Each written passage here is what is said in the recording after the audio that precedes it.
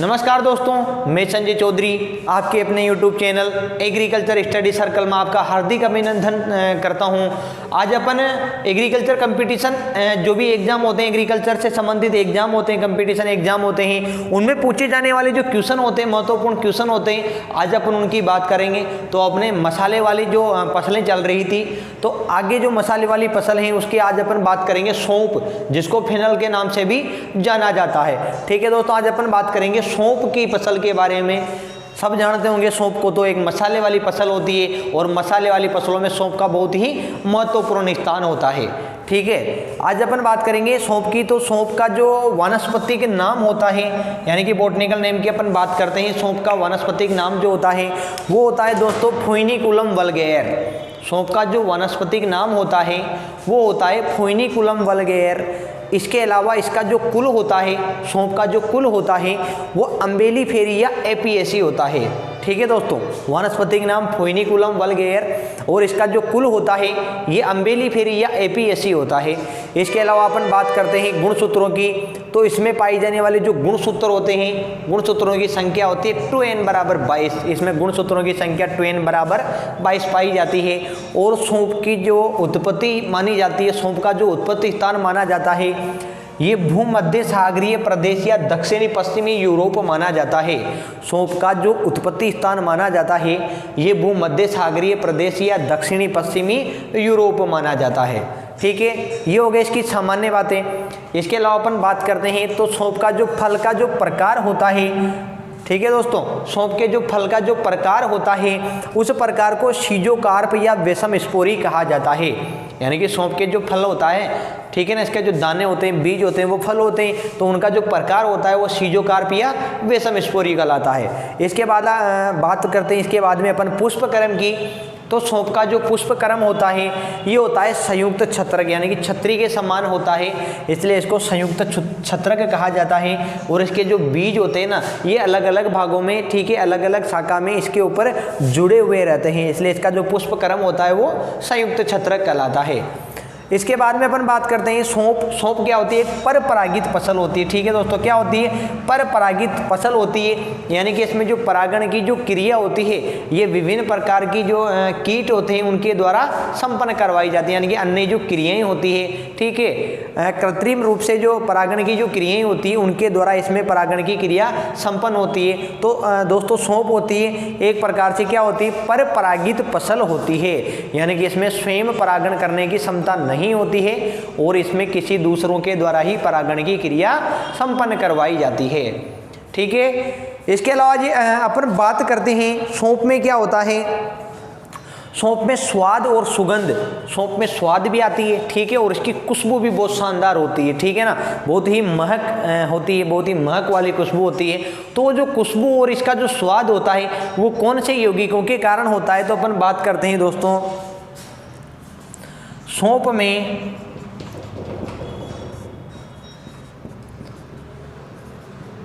में स्वाद व सुगंध का कारण, सौंफ में स्वाद व सुगंध का कारण यदि होता है तो दोस्तों वो होता है एथेनॉल, एथेनॉल व फेक्रोन। यानी कि सौंफ में क्या होते हैं? एथेनॉल व फेक्रोन नामक तत्व या अवयव पाए जाते हैं जिसके कारण सौंफ में स्वाद और सुगंध आती है। ठीक है, सौंफ में स्वाद और जो सुगंध आती है वो एथेनॉल और फेक्रोन नामक अवयवों के कारण या एल्केलॉइड्स इसमें जो पाए जाते हैं उनके कारण ही आती है। ठीक है दोस्तों, तो इसको नोट कर लीजिए या फिर स्क्रीनशॉट ले लीजिए ताकि मैं मिटा दूं इसको।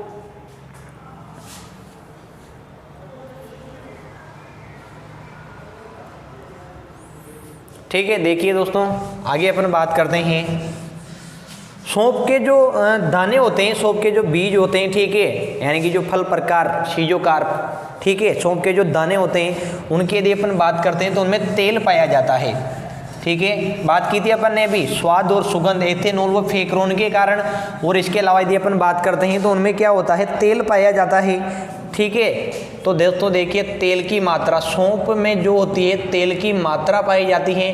अब सौंफ क्या होती है, दो प्रकार से होती है, एक तो यूरोपियन किस्मों, सौंफ की अलग अलग किस्में होती है, एक तो यूरोपियन किस्में होती है और एक भारतीय किस्में होती है दोस्तों। तो देखिए भारतीय जो किस्में होती है, भारतीय किस्मों में देखिए भारतीय किस्में, तो दोस्तों सौंफ की जो भारतीय किस्में होती हैं उन भारतीय किस्मों में लगभग 1% तेल पाया जाता है। दोस्तों सौंफ की भारतीय किस्में होती हैं उनमें 1% तेल पाया जाता है, ध्यान में रखना। और इसकी जो यूरोपियन किस्में होती है, ठीक है, इसकी जो यूरोपियन किस्में होती है उनमें क्या होता है, देखिए यूरोपियन किस्में, दोस्तों यूरोपियन जो किस्में होती हैं उनमें 2 से 4% तक तेल पाया जाता है। सौंफ में तेल की मात्रा यदि पूछ ली जाती है, ठीक है, और यदि पूछे ली जाए एग्जाम में, और यदि ओनली केवल ऐसे पूछा जाए कि सौंफ में तेल की मात्रा क्या होती है, तो दोस्तों 1% कर देना, क्योंकि भारतीय किस्में, ठीक है। और यदि अलग अलग पूछ ले जाए कि भारतीय किस्मों में तेल की मात्रा, तो 1%, और यूरोपियन किस्मों में तेल की मात्रा कितनी होती है भाई, 2 से 3% तक होती है, ठीक है। आगे अपन बात करते हैं सौंफ का जो तेल होता है, सौंफ के तेल में एथेनॉल की मात्रा पाई जाती है, ठीक है ना। सौंफ के तेल में भी स्वाद और जो सुगंध आती है ना, वो क्या होती है, एथेनॉल के कारण आती है। एथेनॉल जो यौगिक होता है वो पाया जाता है। तो देखिए दोस्तों सौंफ का जो तेल होता है, ठीक है, उसमें क्या पाया जाता है, एथेनॉल, ठीक है। तो देखिए सौंफ के तेल में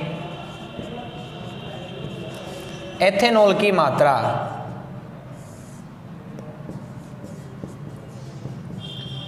तो देखिए दोस्तों सौंफ के तेल में एथेनॉल की जो मात्रा होती है वो कितनी होती है, तो ये भी अलग अलग यूरोपियन और भारतीय किस्मों में होती है। तो सौंफ के तेल में एथेनॉल की जो मात्रा होती है ना, तो दोस्तों ये यूरोपियन किस्मों में, यूरोपियन जो किस्में होती है उसमें एथेनॉल की जो मात्रा होती है ये 90% तक होती है, ठीक है। सौंफ के तेल में एथेनॉल की जो मात्रा होती है तो वह यूरोपियन किस्मों में 90% तक होती है, और भारतीय किस्मों में एथेनॉल की जो मात्रा होती है, यानी कि भारतीय किस्मों से जो तेल निकाला जाता है उसमें एथेनॉल की जो मात्रा होती है उनकी प्रतिशतता या एथेनॉल की जो प्रतिशतता ये 70% तक होती है, ठीक है दोस्तों। भारतीय जो किस्में होती है उनमें, उनके तेल में एथेनॉल की जो मात्रा होती है ये 70% तक होती है, ठीक है, और यूरोपियन किस्मों में लगभग ये 90% तक होती है।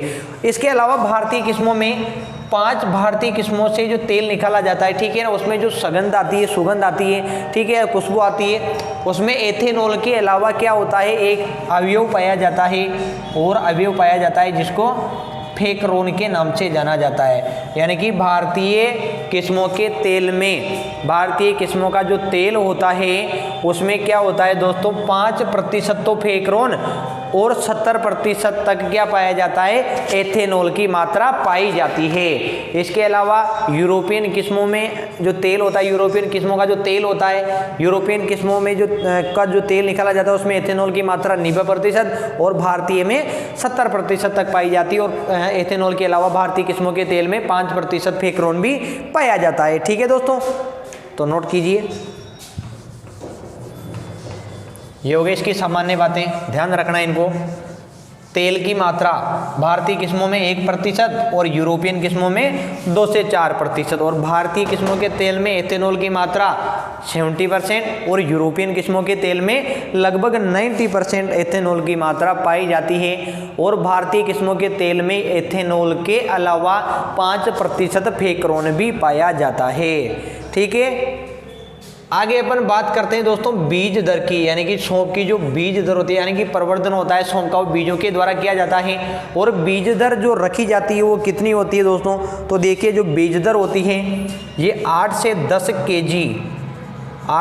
केजी प्रति हेक्टेयर रखी जाती है, और इनकी जो दूरी होती है ना ये 60 × 80 सेंटीमीटर रखी जाती है।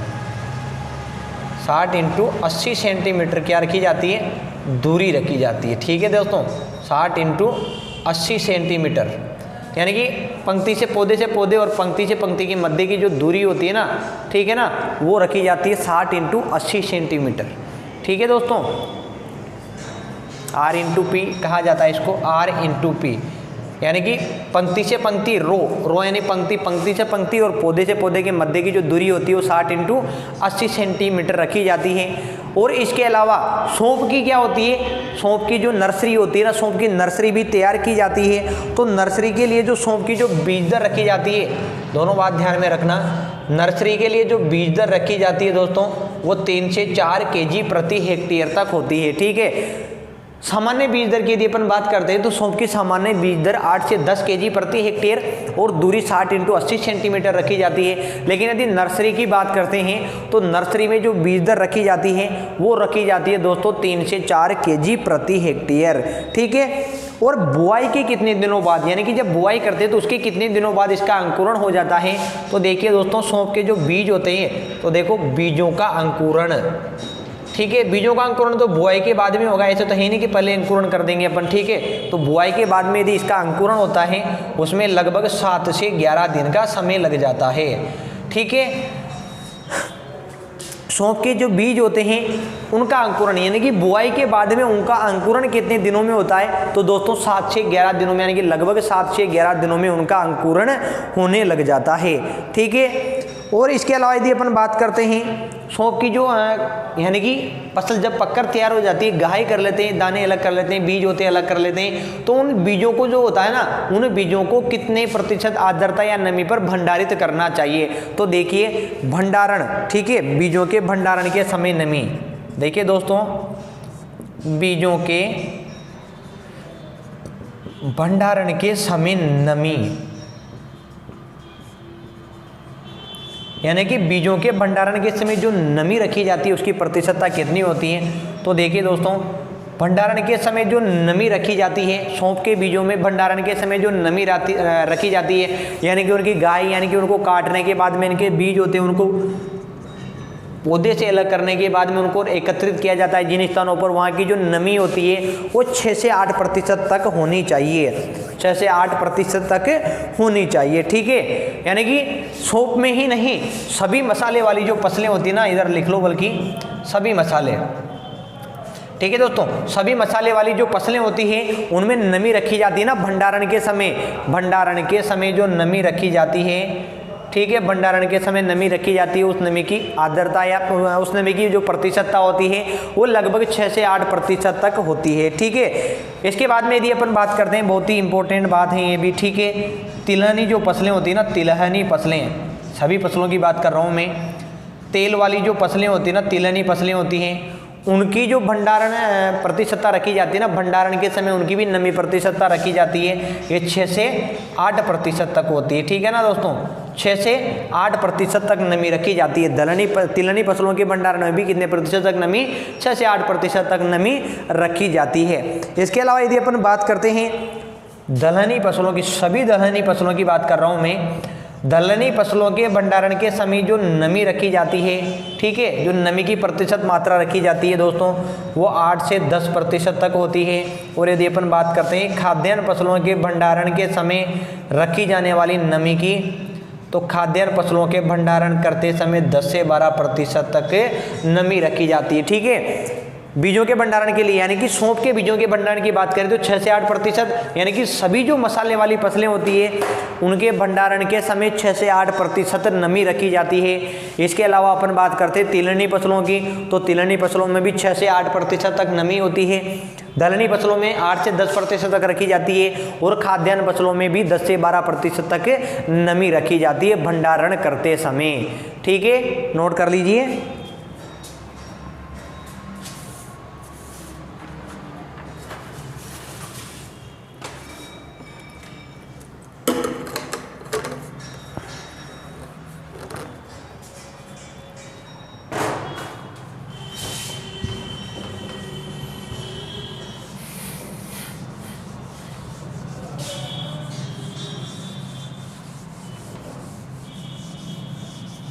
इसके आगे अपन बात करते हैं सौंफ उत्पादन की।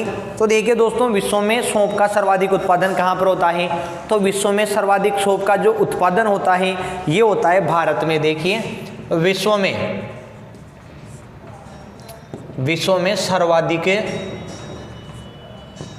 में सर्वाधिक सौंफ उत्पादन तो देखिए दोस्तों, विश्व में सर्वाधिक सौंफ का जो उत्पादन होता है ये कहाँ पर होता है दोस्तों, ये होता है भारत में। विश्व में सर्वाधिक सौंफ का जो उत्पादन होता है ये सौंफ का उत्पादन भारत में होता है, ठीक है।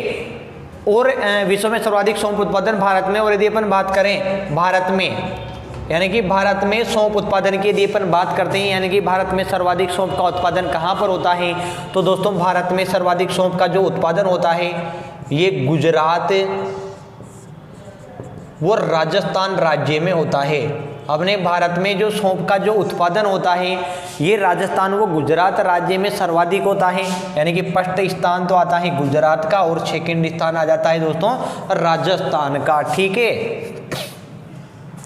इसके अलावा अपन बात करते हैं राजस्थान की, यानी कि राजस्थान में सर्वाधिक सौंफ का उत्पादन वर्तमान समय में कहाँ पर होता है दोस्तों, तो वर्तमान समय में भारत में राजस्थान में सर्वाधिक सौंफ का जो उत्पादन होता है ये नागौर में होता है। कहाँ पर होता है, नागौर में। यानी कि विश्व की बात करते हैं तो विश्व में तो भारत में होता है, ठीक है। भारत में यदि अपन बात करते हैं तो गुजरात व राजस्थान में होता है, और यदि अपन राजस्थान की बात करते हैं तो राजस्थान के नागौर जिले में वर्तमान समय में सर्वाधिक सौंफ का उत्पादन होता है, ठीक है दोस्तों। आगे बात करते हैं जलवायु की, यानी कि इसकी खेती के लिए क्या होती है, जलवायु की आवश्यकता होती है। तो जलवायु कौन सी होती है, तो दोस्तों सौंफ की खेती के लिए जो जलवायु आवश्यक होती है वो ठंडी व शुष्क जलवायु होनी चाहिए। ठंडी व शुष्क जलवायु की इसकी खेती के लिए क्या होती है, आवश्यकता होती है, ठीक है ना। ठंडी व शुष्क जलवायु, यानी कि सर्दियों में बुआई की जाती है तो जलवायु तो मौसम तो ठंडा, जलवायु ठंडी होनी चाहिए, लेकिन जो मौसम होता है वो शुष्क होना चाहिए, उसमें आर्द्रता अधिक नहीं होनी चाहिए। यदि अधिक आर्द्रता हो जाती है तो इसमें विभिन्न प्रकार के रोगों का प्रकोप होने लग जाता है, ठीक है। इसके अलावा आगे अपन बात करते हैं मृदा की, तो मृदा कौन सी आवश्यक होती है, इसकी खेती के लिए जो मृदा आवश्यक होती है दोस्तों ये बलुई दोमट, ठीक है, बलुई दोमट या चिकनी मृदा आवश्यक होती है। बलुई दोमट या चिकनी मृदा सौंफ की खेती के लिए सबसे उपयुक्त मानी जाती है।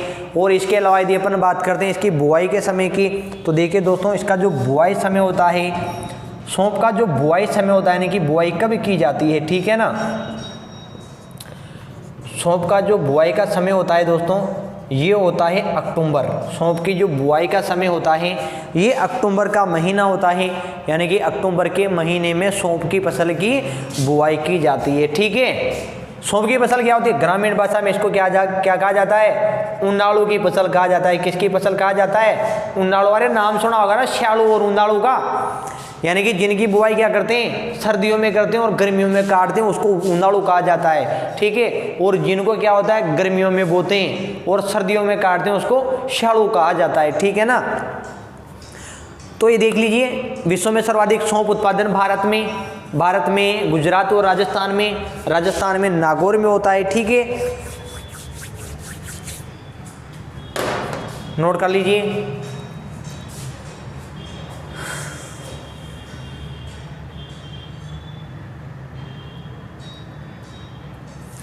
ठीक है, इससे संबंधित कुछ महत्वपूर्ण बातें हो रही हैं, बहुत ही इम्पोर्टेंट बातें हैं जो कई बार एग्रीकल्चर से संबंधित जो कंपटीशन एग्जाम हैं उनमें पूछी जा चुकी है। तो देखिए दोस्तों क्या है, सौंफ की जो फसल होती है ना, सौंफ की फसल में जो उर्वरक होता है ना पोटेशियम उर्वरक, यानी कि सौंफ की फसल में पोटेशियम उर्वरकों का प्रयोग नहीं के बराबर, यानी कि बिल्कुल नहीं किया जाता है, ठीक है ना।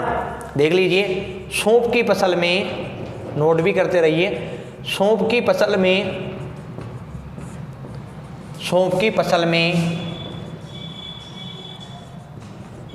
पोटेशियम यानी कि पोटाश, जिसको के द्वारा प्रदर्शित किया जाता है, ठीक है ना। एनपीके प्राथमिक पोषक तत्वों में आता है, ठीक है ना। सौंफ की फसल में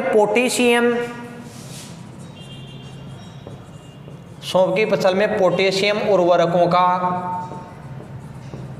उपयोग, सौंफ की फसल में पोटेशियम उर्वरकों का उपयोग नहीं किया जाता है, यानी कि सौंफ की फसल में बिल्कुल भी पोटेशियम युक्त जो उर्वरक होते हैं जिनमें पोटेशियम की मात्रा पाई जाती है उनका बिल्कुल भी प्रयोग नहीं किया जाता है, ठीक है दोस्तों। इसके अलावा सौंफ की जो फसल होती है ना, सौंफ जीरा आदि जो फसलें होती हैं उनके ऊपर पाले का प्रकोप अधिक होता है।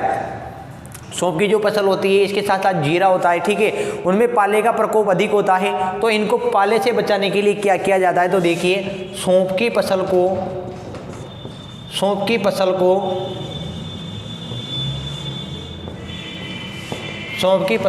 पाले से बचाने के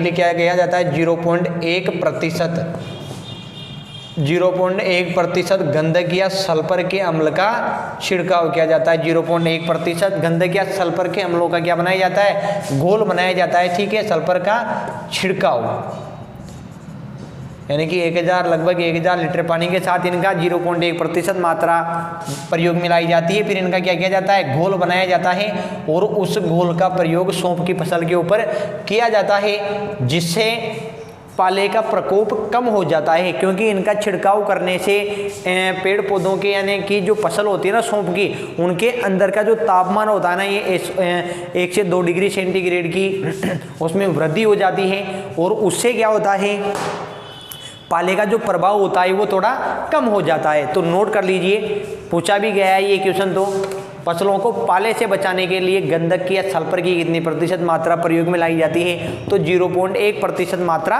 प्रयोग में लाई जाती है, ठीक है।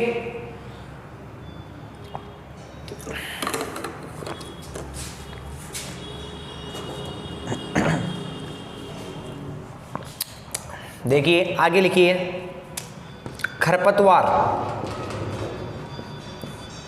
खरपतवार नियंत्रण, यानी कि खरपतवार नियंत्रण के लिए कौन सा खरपतवारनाशी प्रयोग में लाया जाता है। तो देखिए दोस्तों, सौंफ में जो खरपतवार नियंत्रण के लिए जो खरपतवारनाशी प्रयोग में लेते हैं अपन, वो होता है पेंडिमिथेलिन, ठीक है।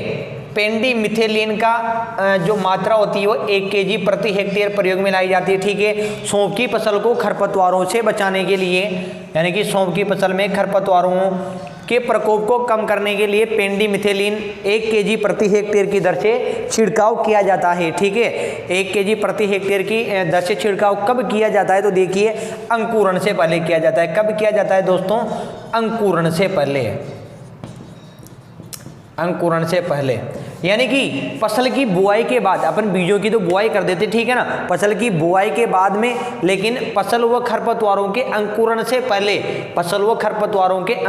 पहले क्या किया जाता है, फसल की तो बुआई कर देते हैं, लेकिन जब तक इनका क्या नहीं हो पाता है, अंकुरण नहीं हो पाता है, उससे पहले ही पेंडिमिथेलिन जो खरपतवार नाशी होता है उसका अपन प्रयोग कर लेते हैं, ठीक है। अभी जो जेट का जो एग्जाम हुआ था ना, जेट 2020, राजस्थान जेट 2020 का जो एग्जाम है ना, हुआ था ना, उसमें ये क्वेश्चन पूछा भी गया था, ठीक है ना, ठीक है दोस्तों। तो यानी कि पूछा गया था कि कौन सा खरपतवारनाशी होता है, ठीक है, जिसका प्रयोग बुआई के बाद परंतु अंकुरण से पहले कर लेते हैं। तो ये पेंडिमिथेलिन जो खरपतवारनाशी होता है, इसका प्रयोग फसल की बुआई के बाद, लेकिन फसल व खरपतवारों के अंकुरण से पहले ही कर लिया जाता है दोस्तों, ध्यान में रखना, ठीक है।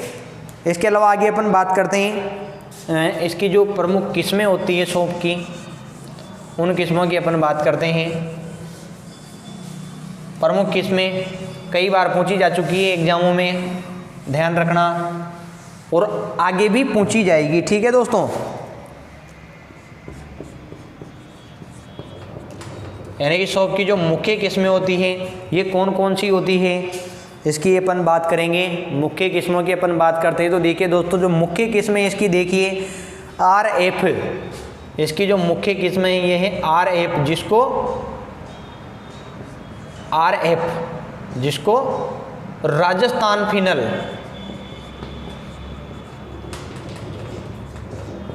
ठीक है दोस्तों। सौंफ की जो प्रमुख या जो मुख्य किस्में हैं, ये एक है RF शॉर्ट में नाम दिया हुआ है, यानी कि राजस्थान फिनल, यानी कि राजस्थान सौंफ के नाम से जिसे जाना जाता है, और ये अलग अलग सीरीज में प्रस्तुत की गई है, ठीक है। तो RF 101, ठीक है दोस्तों, RF 101 इसकी प्रमुख किस्म होती है। इसके अलावा RF 125, ठीक है, RF 125, RS 143 आदि सौंफ की क्या होती है, प्रमुख किस्में होती है, ठीक है ना। RF जो सीरीज वाली किस्में हैं उसमें RF 101, RF 125, RF 143, ठीक है। इसके अलावा RF 178, RF 178, RF 205 आदि सौंप की क्या होती है, RF सीरीज वाली किस्में होती है, यानी कि जो राजस्थान सौंप है राजस्थान से विकसित की गई है और यहाँ की जलवायु के लिए सबसे उपयुक्त मानी जाती है, जिनको देखिए RF 101 पूछ लिया जाए शॉर्ट में, ठीक है, क्वेश्चन ऐसे ही आएगा, ठीक है, 101 101 RF 101 किसकी किस्म है, ठीक है, या फिर निम्न में से सौंप की कौन सी किस्म है, तो देखिए दोस्तों RF 101 किसकी किस्म है, सौंप की किस्म है, इसकी जगह RF नहीं आकर के RF 125 आ जाता है तो ये भी सौंप की किस्म होती है, ठीक है, इसके स्थान पर RF 143 आ जाता है तो ये भी किसकी किस्म होती है, सौंप की ही किस्म होती है। तो आगे RF देख लेना, ठीक है, आगे RF देख लेना, पीछे की संख्या के ऊपर ध्यान मत देना, ठीक है, पीछे की तो कोई सी भी हो सकती है, लेकिन ये RF यानी कि राजस्थान फिनल, राजस्थान सौंप जो राजस्थान से विकसित की गई है और राजस्थान की जलवायु के लिए उपयुक्त मानी जाती है, ठीक है दोस्तों। आगे देखिए GF, वो वाली GF नहीं, आप समझ रहे हो, वो वाली GF की बात नहीं कर रहा मैं यहाँ पे, ठीक है, यहाँ पे मैं बात कर रहा हूँ गुजरात फिनल की, ठीक है दोस्तों, गुजरात फिनल की, यानी कि जिसको गुजरात सौंप कहा जाता है, ठीक है। अपन GF की बात कर रहे हैं तो GF की वो वाली GF की बात नहीं कर रहे हैं अपन बात कर रहे हैं जो सौंप वाली है, ठीक है ना, यानी कि जो गुजरात फिनल, ठीक है, जो गुजरात फिनल है, गुजरात सौंप के नाम से जिसे जाना जाता है, ठीक है दोस्तों, ठीक है। तो देखिए GF1 व GF2, GF1 व GF2, ठीक है, इसमें भी क्वेश्चन ऐसे आता है GF1 निम्न में से किसकी किस्म है, या फिर निम्न में से सौंप की किस्म कौन सी है, ठीक है, तो GF1 और 1 के स्थान पर 1 नहीं आए तो 2 भी आ सकता है, लेकिन ये किस्में किसकी मानी जाएगी दोस्तों, सौंप की मानी जाएगी, ठीक है ना। तो GF1 और GF2 भी किसकी किस्में होती है, सौंप की मुख्य किस्में होती है, ठीक है। इसके बाद में UF1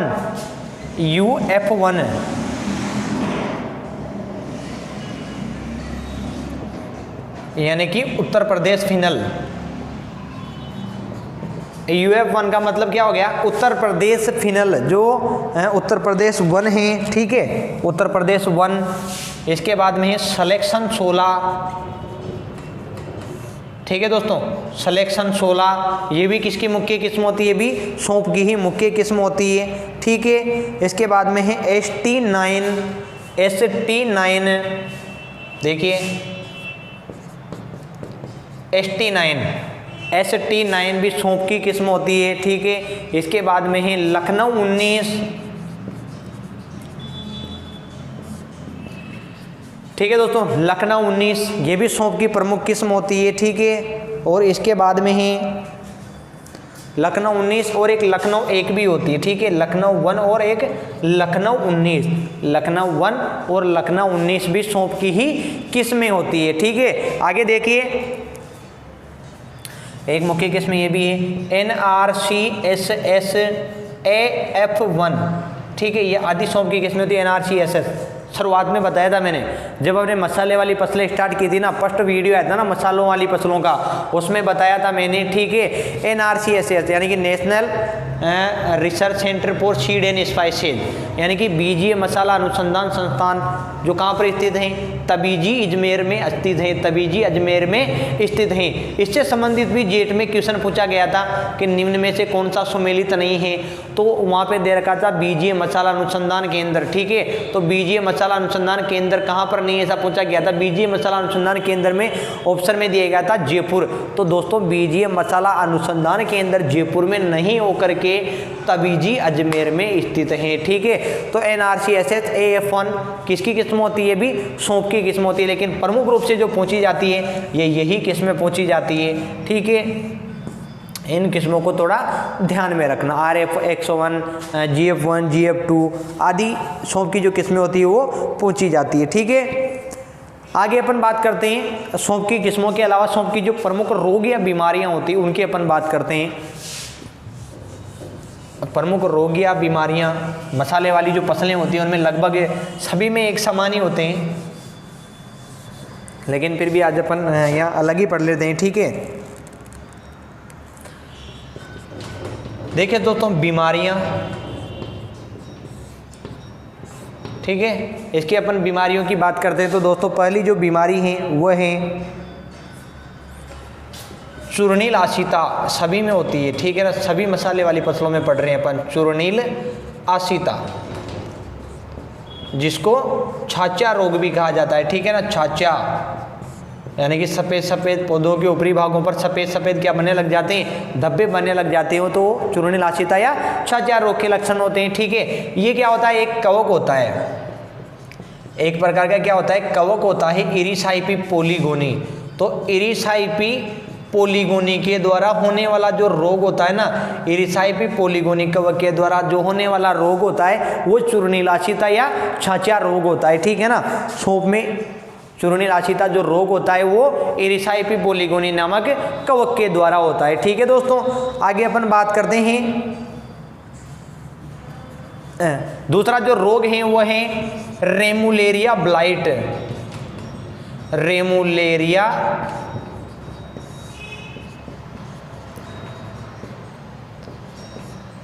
दोस्तों, ये जो रोग है रेमुलेरिया ब्लाइट, ये भी क्या होता है, एक प्रकार से कवक जनित रोग होता है, कवक जनित ही रोग होता है, जो रेमुलेरिया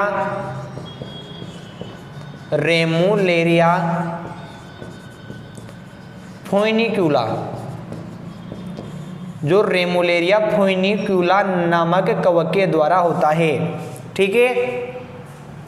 यानी कि सौंफ का जो रेमुलेरिया ब्लाइट नामक रोग होता है ये रेमुलेरिया फोइनिक्यूला नामक कवक के द्वारा होता है। अगला देखिए, गोंदिया या गमोसिस रोग।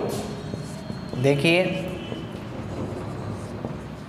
गोंदिया या गमोसिस रोग, गोंदिया या गमोसिस रोग, इसके लक्षण क्या होते हैं, यानी कि जो पौधा होता है ना, पौधे के जो पुष्पीय भाग होते हैं, ठीक है ना, पुष्पीय भागों में से चिपचिपे पदार्थ के जैसा, यानी कि चिपचिपा पदार्थ क्या होता है, स्त्रावित होने लग जाता है। गोंदिया या गमोसिस या चेपा रोग भी कहा जाता है, जो बाजरे में भी होता है, ठीक है ना। तो इसमें क्या है, पुष्पीय जो भाग होते हैं, तो उन पुष्पीय भागों में से गोंद के समान चिपचिपा पदार्थ स्त्रावित होने लग जाता है, तो इसको गोंदिया या गमोसिस रोग कहा जाता है, ठीक है। तो ये क्या होता है, कवक, और ये क्या होता है, एक प्रकार से कवक और कैल्शियम की कमी से होता है, ठीक है ना। कवक व कैल्शियम की जो कमी होती है, ठीक है, कवक व कैल्शियम दोनों की जो कमी होती है उनसे होने वाला जो रोग होता है उसको गोंदिया या गमोसिस रोग कहा जाता है, ठीक है ना। और इसमें क्या होता है, इनके जो पुष्पक्रम होते हैं, ठीक है ना, दानों और पुष्पक्रम होते हैं, उन पर चिपचिपा पदार्थ, ठीक है ना, चिपचिपा पदार्थ, कौन से भागों पर, चिपचिपा पदार्थ, चिपचिपा पदार्थ जो होता है दोस्तों वो दानों व पुष्पक्रम कर, चिपचिपा पदार्थ दानों और पुष्पक्रम पर लगा होता है, जो गोंदिया या गमोसिस रोग के लक्षण होते हैं, और जो कवक व कैल्शियम की कमी से होता है, ठीक है। और इनके नियंत्रण के लिए, इसके नियंत्रण के लिए क्या होता है, ठीक है, इनका जो नियंत्रण होता है, नियंत्रण में क्या होता है दोस्तों, बाविस्टीन, एक कवकनाशी होता है बाविस्टीन, ठीक है ना, बाविस्टीन, और वह बाविस्टीन वह CuSO4, बाविस्टीन व CuSO4 यानी कि कॉपर सल्फेट का प्रयोग करना चाहिए। इनके नियंत्रण के लिए बाविस्टीन व कॉपर सल्फेट का क्या करना चाहिए भाई, प्रयोग करना चाहिए, ठीक है, इनका प्रयोग करना चाहिए। तो ये हो गए इसके सौंफ जो हैं, सौंफ की प्रमुख जो रोग या बीमारियां हैं वो होती है अपने कंप्लीट। तो इसके अलावा अपन बात कर लेते हैं इसकी उपज की, यानी कि प्रति हेक्टेयर में अपने को लगभग कितनी उपज प्राप्त हो जाती है दोस्तों। तो जो सौंफ की जो उपज प्राप्त होती है, ठीक है, वह क्या होते हैं 15 से 20 क्विंटल, सौंफ की 15 से 20 क्विंटल प्रति हेक्टेयर तक अपने को उपज प्राप्त हो जाती है, प्रति हेक्टेयर, ठीक है। प्रति हेक्टेयर में जो क्षेत्र रखा जाता है, बीघा जो होते हैं वो सभी क्षेत्रों में अलग अलग होते हैं। जैसे राजस्थान में लगभग 4 बीघा के आसपास होते हैं, ठीक है, उत्तर प्रदेश, पंजाब, हरियाणा इनमें लगभग 3 बीघा के आसपास ही होते हैं, ठीक है। तो लगभग 1 हेक्टेयर में जो प्रति हेक्टेयर में जो सौंफ की उपज प्राप्त होती है ये 15 से 20 क्विंटल प्रति हेक्टेयर तक उपज प्राप्त हो जाती है, ठीक है दोस्तों।